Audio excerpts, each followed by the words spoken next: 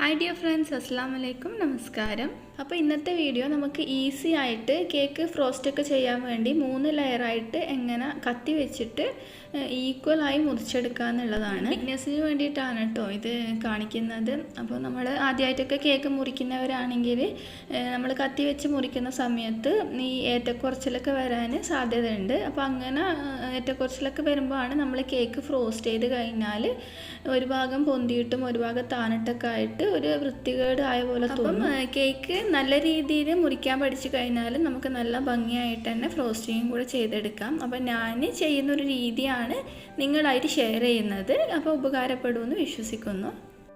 Cake മുറിക്കാൻ വേണ്ടിയിട്ട് എപ്പോഴും ഇതുപോലുള്ള കേക്കിനേക്കാളും ഇത്തിരി വലിപ്പമുള്ള കത്തി യൂസ് ചെയ്യാം. നമുക്ക് ബ്രെഡ് നൈഫ് എന്ന് പറഞ്ഞിട്ട് ഷോപ്പിലൊക്കെ വാങ്ങിക്കാൻ കിട്ടും.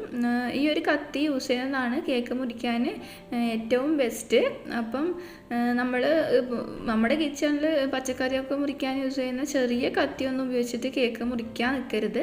അപ്പോൾ എന്തായാലും നമുക്ക് നല്ല രീതിയിൽ ഏറ്റക്കുറച്ചിലൊന്നും ഇല്ലാണ്ട് മുറിക്കാൻ പറ്റില്ല. അപ്പോൾ കേക്കിനേക്കാളും ഇത്തിരി വലിപ്പമുള്ള ഇതുപോലുള്ള ബ്രെഡ് നൈഫ് യൂസ് ചെയ്യാം. ഇനി നമുക്ക് കേക്ക് മുറിക്കാൻ തുടങ്ങാം. ഈ ഒരു ചോക്ലേറ്റ് സ്പഞ്ച് ഞാൻ കഴിഞ്ഞ വീഡിയോയിൽ കാണിച്ചിട്ടുള്ള സ്പഞ്ചാണ്. അത് ഞാൻ 8 ഇഞ്ചിൻ്റെ പാനിൽ ചെയ്തെടുത്തതാണ്. ഇത് നമുക്ക് 3 ലെയറായിട്ട് എങ്ങനെ മുറിക്കാമെന്ന് നോക്കാം. അപ്പോൾ ഞാൻ ചെയ്യുന്നത് എന്താണെന്ന് വെച്ചാൽ ആദ്യം നമ്മുടെ ഒരു കൈ ഈ കേക്കിൻ്റെ മേലെ പതുക്കെ ഒന്ന് പ്രസ് ചെയ്ത് വെക്കുക. എന്നിട്ട് നമ്മുടെ ഐഡിയക്ക് അനുസരിച്ചിട്ട് ഇതുപോലെ ഒരു 2 മാർക്ക് ഇട്ട് കൊടുക്കാം. അപ്പോൾ നമുക്ക് ഇത് 3 ലെയറായിട്ടാണല്ലോ മുറിക്കേണ്ടത്. അപ്പോൾ നമ്മുടെ ഐഡിയ അനുസരിച്ചിട്ട് ഈക്വലായിട്ട് നമ്മൾ ഇതുപോലെ 2 മാർക്ക് ഇട്ട് കൊടുക്കാം. അപ്പം മുകളിലത്തെ ലെയറാണ് ഞാൻ ആദ്യം കട്ട് ചെയ്തെടുക്കുന്നത്. അപ്പം നമ്മൾ മാർക്ക് ചെയ്ത ആ ഒരു ഭാഗത്ത് കത്തി പതുക്കെ ഒന്ന് പ്രസ് ചെയ്തിട്ട് നമ്മൾ ടേണിംഗ് ടേബിൾ ഇതുപോലെ പതുക്കെ തിരിച്ചു കൊടുക്കുക. അപ്പം നമ്മളിങ്ങനെ തിരിക്കുന്നതിനനുസരിച്ചിട്ട് നമ്മുടെ കത്തിയും ഇതുപോലെ തിരിഞ്ഞോളും.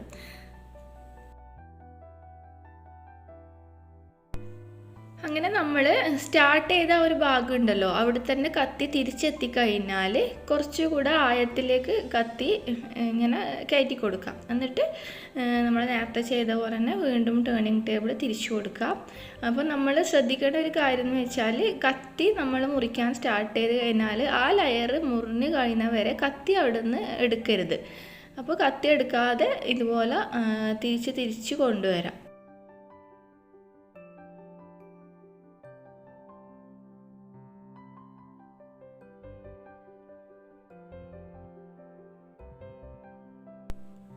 അങ്ങനെ നമ്മുടെ ഫസ്റ്റ് ലെയർ കട്ട് ചെയ്തെടുത്തിട്ടുണ്ട്.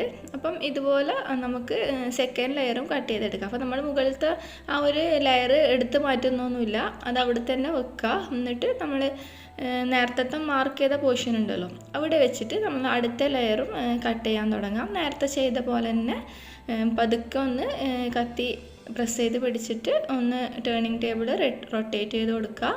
തിരിച്ച് നമ്മൾ ആ ഒരു സ്റ്റാർട്ട് ചെയ്ത ഭാഗത്ത് എത്തിക്കഴിഞ്ഞാൽ കത്തി കുറച്ചും കൂടെ ആഴത്തിലേക്ക് ഇറക്കി കൊടുത്തിട്ട് ടേണിംഗ് ടേബിൾ തിരിക്കുക.